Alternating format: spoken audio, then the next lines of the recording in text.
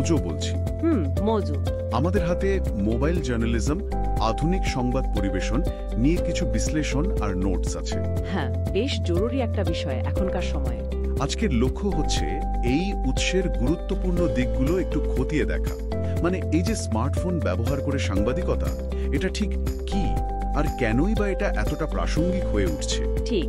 আচ্ছা, তাহলে এর গভীরে যাওয়া যাক। প্রথমেই মোজো বলতে কি বুঝি আমরা? মানে ব্যাপারটা কি শুধুই ফোন দিয়ে খবর করা? ঠিক। মোজো মানে হচ্ছে সেই সাংবাদিকতা যেখানে একজন রিপোর্টার খবর সংগ্রহ করা, সেটাকে এডিট করা, তারপর পরিবেশন করা, এই পুরো কাজটাই করছেন শুধু একটা স্মার্টফোন বা ওই ধরনের ছোট ডিভাইস দিয়ে? একদম। কোনো ভারী ক্যামেরা বা বিরাট টিমের দরকার পড়ছে না।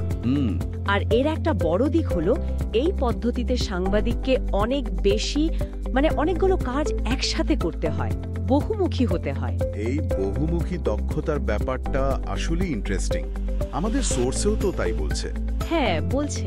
মানে একজন ব্যক্তি রিপোর্টার, তিনি আবার ছবি তুলছেন, ভিডিও করছেন, অডিও রেকর্ড করছেন, তারপর আবার নিজেই লিখছেন, এডিট করছেন। ঠিক। বলতে গেলে একাই reporter, camera person, video editor, audio engineer, এমনকি প্রযোজকও। পুরো একটা প্রোডাকশন হাউসের কাজ একা করছেন। এটা কি আসলেই সম্ভব? মানে সবাই কি এতগুলো দিকে সমান দক্ষ হতে পারে? দেখুন, এটা একটা ভালো প্রশ্ন। অবশ্যই এটা একটা চ্যালেঞ্জ। মানে সব কাজে একদম নিখুঁত হওয়াটা হয়তো কঠিন, কিন্তু মোজোর মূল আইডিয়াটাই হলো যত তাড়াতাড়ি সম্ভব যথেষ্ট ভালো মানের কন্টেন্ট দর্শকের কাছে পৌঁছে দেওয়া। পারফেকশনের থেকে স্পিড আর ইম্প্যাক্টটা এখানে বেশি জরুরি। আচ্ছা। আর তাছাড়া এখন তো টেকনোলজি অনেক এগিয়ে গেছে। স্মার্টফোনের অ্যাপগুলো খুবই পাওয়ারফুল। এডিটিং, গ্রাফিক্স, এগুলো করা আগের চেয়ে অনেক সহজ। হ্যাঁ, তা ঠিক। সোর্সেও যেমন বলা হয়েছে, কিছু নির্দিষ্ট অ্যাপ ব্যবহার করে ট্রেনিং নিলে এই স্কিলগুলো আয়ত্ত করা যায়। তাহলে কি দ্রুততাই এখানে মূল চালিকা শক্তি? সোর্সে কি এরকম উদাহরণ আছে? একদম। দ্রুততা মোজোর অন্যতম প্রধান শক্তি। ধরুন একটা ব্রেকিং নিউজ ঘটছে, যেখানে একটা টিভি চ্যানেলের পুরো টিম পাঠাতে, অভিযান সেট আপ করতে বেশ কিছুটা সময় লেগে যাবে। হ্যাঁ, সময় তো লাগবেই। সেখানে একজন মোজো সাংবাদিক পকেট থেকে ফোন বের করে প্রায় সাথে সাথে লাইভ শুরু করতে পারেন, বা ঘটনার ফুটেজ পাঠিয়ে দিতে পারেন অফিসে। বাহ, এটা তো বিরাট সুবিধা। অবশ্যই।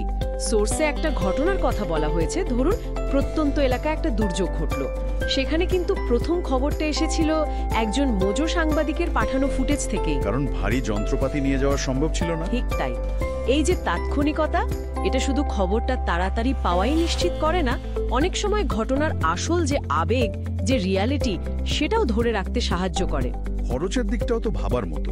মানে ট্রেডিশনাল জার্নালিজমে তো ক্যামেরা, এডিটিং স্টুডিও, লোকবল এসব মিলিয়ে বিশাল খরচ। হ্যাঁ, অনেক খরচ। মোজো কি তাহলে সাংবাদিকতাকে আরো অনেকের নাগালে আনছে, মানে আরো বেশি গণতান্ত্রিক করছে? নিঃসন্দেহে। সোর্সে এই আর্থিক দিকটাকে বেশ গুরুত্ব দেওয়া হয়েছে। কোথায় কয়েক লাখ টাকার ক্যামেরা, এডিটিং সেটআপ, কর্মীদের বেতন, আর কোথাও একটা ভালো স্মার্টফোন আর কিছু অ্যাক্সেসরিজ। একদম। খরচটা তো তুলনাই হয় না। এর ফলে শুধু বড় মিডিয়া হাউস নয়, এখন ফ্রিল্যান্সার্সরা, ব্লগাররা, এমনকি সাধারণ নাগরিক সাংবাদিকরাও অনেক সহজে ভালো মানের নিউজ কন্টেন্ট তৈরি করতে পারছেন। তার মানে লোকাল লেভেলে বা কমিউনিটি জার্নালিজমের সুযোগ বাড়ছে। অবশ্যই, যেটা আগে হয়তো ভাবাই যেত না। কন্টেন্টের ধরনেও তো নিশ্চয়ই বদল আসছে। শুধু লেখা বা ছবির বাইরেও তো অনেক কিছু করা যায় ফোন দিয়ে। হ্যাঁ, এটাই মোজোর আর একটা দারুণ দিক।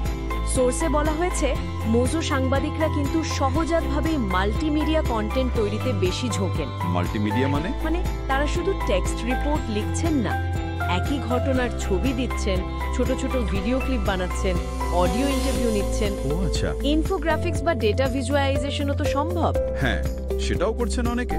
স্মার্টফোনের বিভিন্ন অ্যাপ ব্যবহার করে একটা সম্পূর্ণ মাল্টিমিডিয়া প্যাকেজ তৈরি করা এখন বেশ সহজ। এতে খবরটা অনেক বেশি জীবন্ত হয়, পাঠকের বুঝতেও সুবিধা হয়। ইন্টারেস্টিং। আর দর্শকের সাথে কানেকশনটাও ভালো হয়। স্বাধীনতা আর নমনীয়তার কথাও তো বলা হয়েছে। মানে যে কোনো জায়গা থেকে কাজ করার সুবিধা, এটা কতটা জরুরি? এটা সাংবাদিকদের জন্য বিরাট একটা ব্যাপার।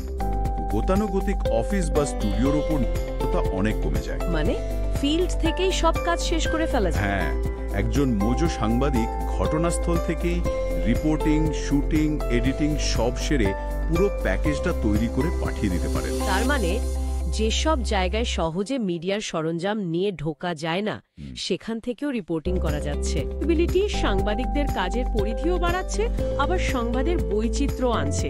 প্রযুক্তি আসলে সাংবাদিকদের অনেক বেশি ক্ষমতা দিচ্ছে। তাহলে পুরো ব্যাপারটা যদি এক কথায় বলি, মোজো শুধু একটা টেকনোলজির পরিবর্তন না, না, একদমই না। এটা আসলে সাংবাদিকতার একটা নতুন দর্শন, যেখানে দক্ষতা, গতি, খরচ কমানো, মাল্টিমিডিয়া কন্টেন্ট আর স্বাধীনতা এসব কিছু একসাথে মিশে যাচ্ছে। ঠিক বলেছেন। সংক্ষেপে এটাই মোজোর মূল কথা। এটা শুধু খবর পরিবেশনের পদ্ধতিই পাল্টাচ্ছে না, বরং কে সাংবাদিক বা কারা খবর তৈরি করতে পারে সেই ধারণাকেও বদলে দিচ্ছে। একদম। আলোচনা শেষ করার আগে একটা প্রশ্ন রেখে যাই দর্শকদের ভাবনার জন্য। বলুন। সোর্স মেটেরিয়াল যেমনটা ইঙ্গিত দিচ্ছে, বা আমরাও যেমন আলোচনা করলাম, যদি একজন ব্যক্তি একটা স্মার্টফোন দিয়েই একটা সম্পূর্ণ নিউজ প্যাকেজ তৈরি করতে পারেন, তাহলে ভবিষ্যতে কি প্রথাগত সাংবাদিকতার যে বিশাল টিম আর দামি সরঞ্জামের ব্যবহার, সেটার প্রয়োজনীয়তা ধীরে ধীরে কমে আসবে, নাকি দুটো ধারাই পাশাপাশি চলতে থাকবে? এটা একটা ভাবনার বিষয়।